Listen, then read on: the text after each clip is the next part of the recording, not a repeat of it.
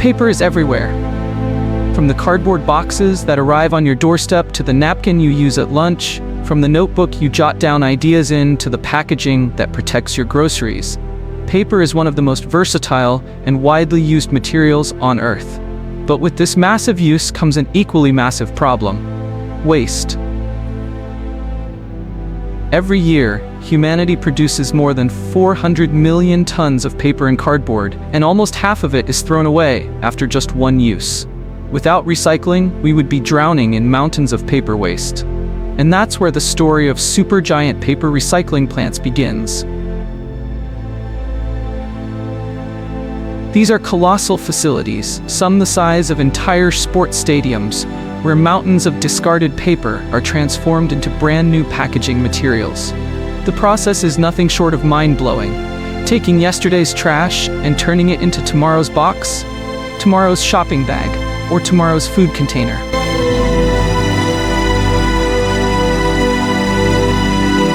To appreciate the genius of paper recycling, we need to understand the scale of the problem. The world throws away more than 200 million tons of paper waste every year. In the United States alone, around 67 million tons of paper and cardboard are used annually. Enough to fill more than 1,000 Empire State Buildings from top to bottom.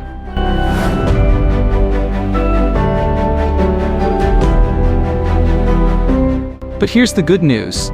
Paper is one of the most successfully recycled materials in human history. Nearly 70% of paper waste in the US is recycled, a rate higher than plastics, glass, or even metals like aluminum.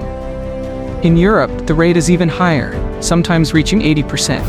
This means the majority of the packaging you touch every day has already lived a previous life, perhaps as a school notebook, a cereal box, or even yesterday's newspaper. The journey of recycling begins when garbage trucks and collection services deliver tons of discarded paper to the gates of a recycling plant. Imagine convoys of trucks rolling in, each carrying 20 to 30 tons of mixed paper waste. These loads are dumped into vast receiving areas.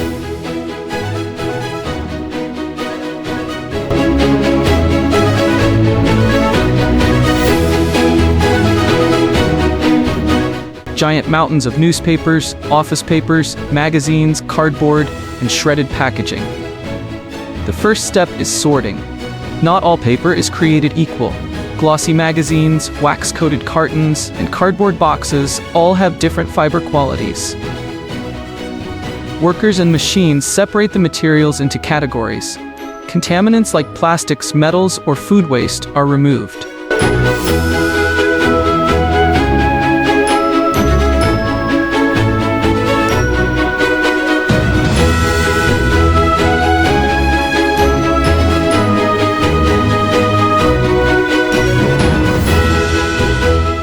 This step is crucial because even small amounts of contaminants can ruin an entire batch.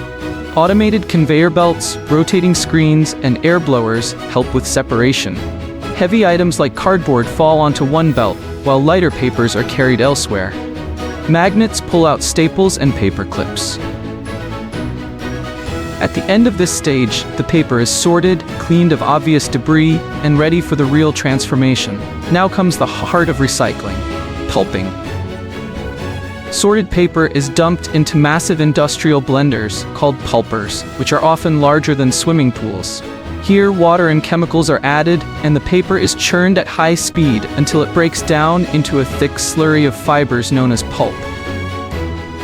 Each ton of paper requires roughly 2,000 gallons of water during pulping, but most modern plants recycle and filter their water in closed-loop systems, dramatically reducing waste. The pulp at this stage is grayish, soupy, and filled with ink particles, adhesives, and other impurities.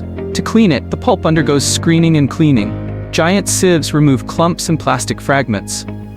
Centrifugal cleaners spin out heavier materials like sand and staples. After this, the pulp is washed to remove smaller contaminants and excess ink. If the recycled paper is going to be turned into bright packaging or printing paper, it must be de-inked. This is where advanced chemistry comes into play. The pulp is mixed with soaps, surfactants, and air bubbles in a process called flotation de-inking. The ink particles attach to the bubbles and float to the surface, where they are skimmed away. The result is cleaner pulp, though it may still have a grayish color. To improve brightness, bleaching agents like hydrogen peroxide or oxygen-based chemicals are added. Unlike old methods that used chlorine and caused environmental damage, modern plants rely on eco-friendly processes. After bleaching, the pulp looks surprisingly fresh, almost indistinguishable from virgin pulp made directly from trees. At this point, it's ready to be turned into paper once again. The cleaned pulp is diluted with water and pumped onto gigantic moving screens called paper machines. These machines can be more than 100 meters long, stretching across entire factory floors. As the pulp flows out, it spreads into a thin layer of fibers. The machine's screens allow water to drain, while suction devices and pressing rollers squeeze out even more moisture. Slowly, the web of fibers begins to bond together, forming a continuous sheet of paper. Giant heated rollers, some as big as cars, dry the sheet further until it is strong, smooth, and ready for use. From here, the paper can be cut, rolled, and customized. Some plants produce massive rolls weighing 20 tons each, wide enough to cover a football field. Others cut the sheets into smaller sizes for packaging or office supplies. Most supergiant paper recycling plants are geared toward one critical goal: producing packaging materials. With the boom of e-commerce, the demand for cardboard boxes, cartons, and food packaging has skyrocketed. In fact, more than 50% of recycled paper worldwide is turned into packaging. Large sheets of recycled paper are fed into corrugating machines to become cardboard boxes. Layers of recycled paper are glued together, with a fluted middle layer providing strength and rigidity. The result? Those Amazon or FedEx boxes you receive on your doorstep. Other recycled paper is converted into paper bags, trays, egg cartons, and protective packaging. Food companies increasingly rely on recycled paper as part of their sustainability pledges. Even luxury brands now wrap products in packaging made partly from recycled fibers. The benefits of paper recycling are massive. Now multiply that by millions of tons processed at supergiant plants every year, and the impact is enormous. Some of the largest plants recycle more than 1 million tons of paper annually, saving entire forests from being cut down and reducing pressure on landfills. Paper recycling isn't just local, it's a global industry. Countries like the US, Japan, and Germany are among the leaders in recycling rates. Meanwhile, massive facilities in China, India, and Southeast Asia import paper waste from around the world to feed their packaging industries. In fact, the box that holds your smartphone or the bag from your favorite clothing store may have fibers that once traveled across oceans. The recycling chain has become a worldwide loop, connecting households, cities, and industries in an endless cycle of use, discard, and rebirth. It is a cycle that saves trees, reduces pollution, and keeps our planet cleaner. And it is a reminder that even the simplest materials around us can have extraordinary second lives. If you enjoyed learning about how millions of tons of paper waste are reborn into brand new packaging, don't forget to hit that subscribe button and join our community. We have many more incredible stories about supergiant factories, mind-blowing recycling processes, and the hidden science behind everyday products. By subscribing, you'll never miss another fascinating journey into the world of innovation. Thanks for watching, and see you in the next video.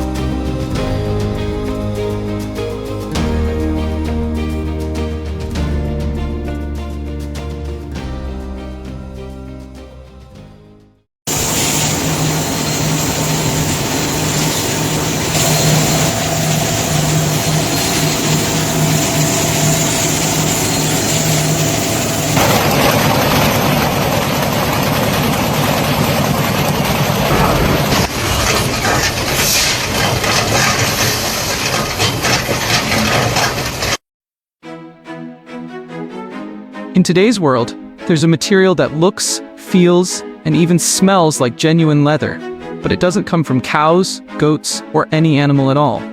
Instead, it comes straight out of factories, labs, and high-tech manufacturing plants.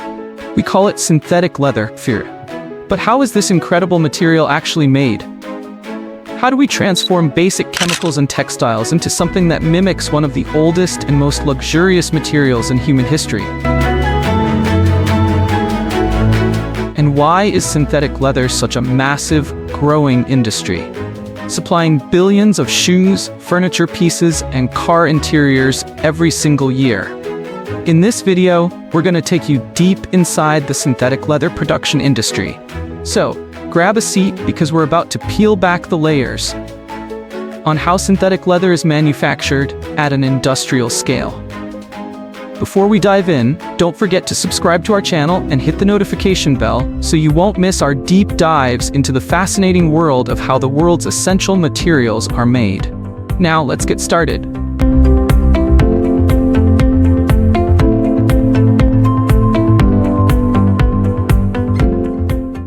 The first wave of artificial leather appeared in the 1920s and 1930s, when PVC-based products began to replace genuine leather in military gear, bookbinding, and upholstery.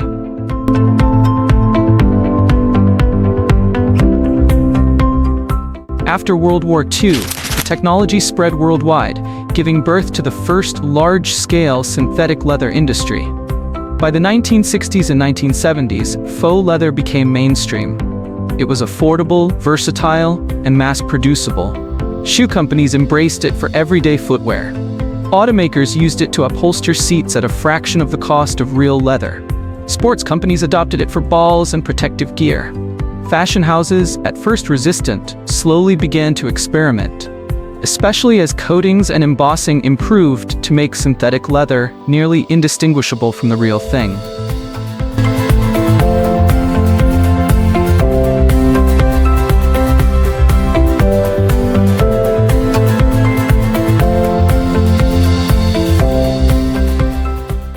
But that brings us to the most fascinating question of all. How is synthetic leather actually made? What happens inside a production plant, from the very first raw material to the final sheet of leather-like material?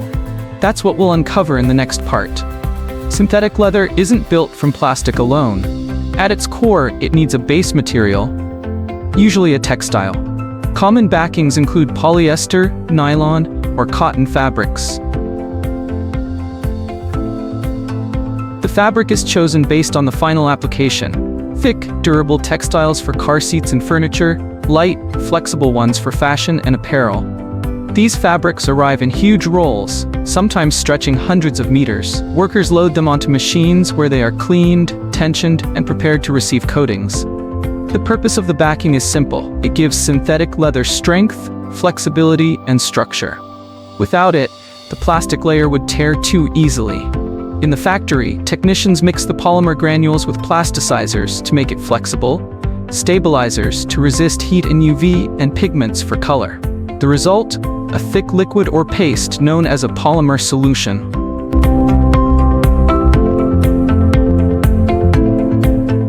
This solution will soon be spread across the fabric to form the top layer of synthetic leather. Now it's time to merge fabric and polymer. The textile backing passes under a coating head, where the liquid polymer is spread evenly across its surface. In wet coating, solvents are applied and then evaporated in a heated chamber, leaving a smooth layer of PU on the fabric. In dry coating, the polymer is melted and directly applied, then cooled to solidify. The goal: create a uniform, smooth surface that will later be textured to look like leather. After coating, the material moves through long heated tunnels, sometimes over 50 meters in length. Inside, heat and airflow evaporate solvents and cure the polymer. What was once a sticky liquid now becomes a solid, durable surface. This stage is critical. If the temperature is too high, the polymer may blister. Too low, and the layer won't cure properly, leading to poor durability. This is where the magic happens. Raw coated fabric looks smooth and plastic-like, nothing like real leather. To transform it, factories use embossing rollers engraved with leather grain patterns. The sheet passes through heated steel rollers that press the texture deep into the surface. This step gives synthetic leather its authentic look and feel. Next, the material is refined for aesthetics and performance. Pigment coatings are sprayed or rolled on for exact color matching. Protective top coats are added to improve water resistance, UV protection, and scratch durability. Gloss or matte finishes are applied depending on design requirements. Factories can also adjust softness by controlling the polymer blend, creating either stiff industrial leather or buttery soft fashion leather. After embossing and finishing, the synthetic leather is cooled, inspected, and trimmed. Large sheets are cut into rolls. Each roll may be 30 to 100 meters long and over a meter wide. These rolls are then wrapped, labeled, and shipped to manufacturers around the world. Shoemakers, car companies, furniture brands, and fashion houses will use these rolls to create the products we see every day. No batch leaves the factory without testing. Only after passing these rigorous checks does synthetic leather reach the market. In just a few hours inside a factory, plain fabric and chemical polymers are transformed into something indistinguishable from natural leather, but more affordable, scalable, and versatile.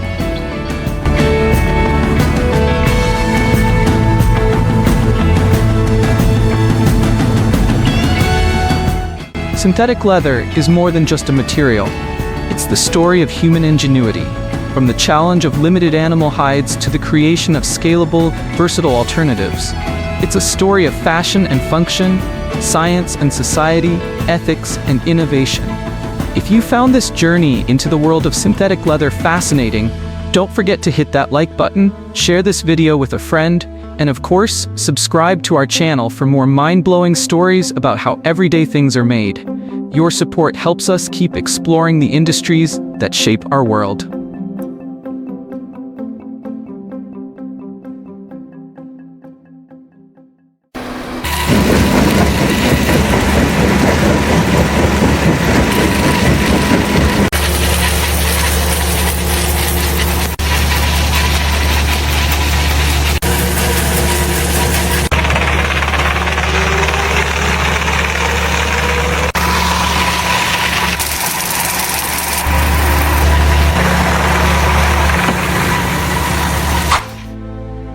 Have you ever wondered how nature's hardest rocks are cut, shaped, and transformed into tools, buildings, and even industrial machines? Today, we're taking you inside a super giant cutting rock plant, where enormous slabs of basalt are mined, sliced, and crafted into something truly extraordinary: the basalt mill, a tool that has powered grinding, milling, and stonework for centuries. Before we dive in, make sure to hit that like button, subscribe, and tap the bell icon so you never miss more behind-the-scenes stories of how the world's most essential materials are made. Basalt isn't just any stone. It's one of the most common rocks on Earth, born millions of years ago from volcanic eruptions. When molten lava cooled rapidly, it hardened into basalt, a rock so tough it's been used for everything from ancient roads to modern skyscrapers. In fact, the Romans built some of their most enduring roads out of basalt, and many of those stones still exist today, nearly 2,000 years later. That durability is why industries still love basalt. It's hard, dense, and resistant to wear, perfect for making mills that grind grain, crush rock, or process materials in factories. Imagine standing next to a single block of basalt the size of a school bus. That's what workers here deal with every single day. The first step in the process is quarrying. Using diamond-tipped wire saws, hydraulic drills, and sometimes even controlled explosives, workers cut enormous chunks of basalt free from the quarry walls. The diamond wire saw works like a giant cheese slicer, slowly grinding through solid rock. It's strong enough to cut through basalt, a rock that's harder than steel in some cases. Once freed, these massive blocks are hauled out of the quarry by colossal wheel loaders and trucks. Each block can weigh tens of tons, requiring special equipment just to move.